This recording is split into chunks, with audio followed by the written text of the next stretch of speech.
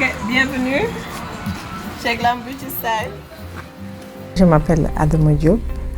Je suis fondatrice de Glam Beauty Style, un salon de coiffure qui se trouve à Gatineau. Je l'ai créé en 2025. Ça arrivait au moment où je suis que je manquais du temps pour mes enfants. Je travaillais, en même temps je partais à l'école et ça a été devenu un fardeau pour moi.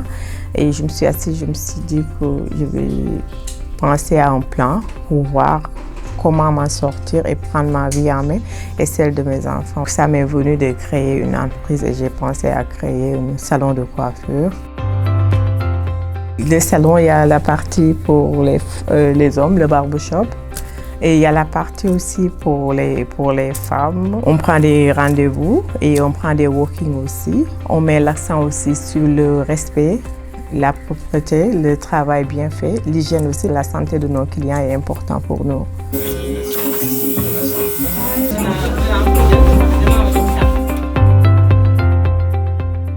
C'est important pour nous que le client sorte avec le sourire.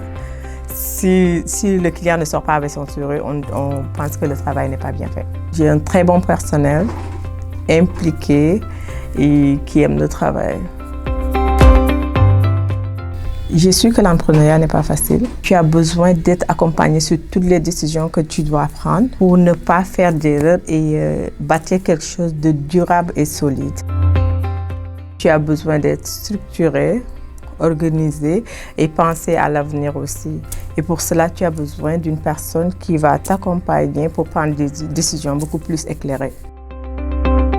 Il y a un mentor qui m'accompagne, c'est Kevin. C'est quelqu'un que j'apprécie beaucoup et il fait du bon travail. En étant accompagné, tu fais le pour et le contre aussi. Mais je ne l'ai pas regretté. Ça m'a permis de beaucoup plus structurer, de beaucoup plus m'organiser et de savoir aussi, il faut séparer les finances personnelles et les finances professionnelles aussi. Ok, bye bye, à la prochaine.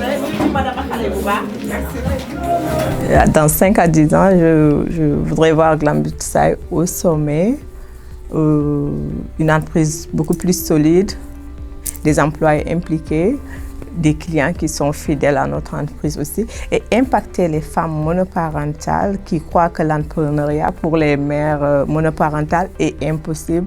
Et moi, je voudrais dire que c'est possible. Ça demande juste de l'organisation et de la croyance. Être mère monoparentale n'est pas dévoué à l'échec. Donc, tu peux être mère monoparentale et être entrepreneur.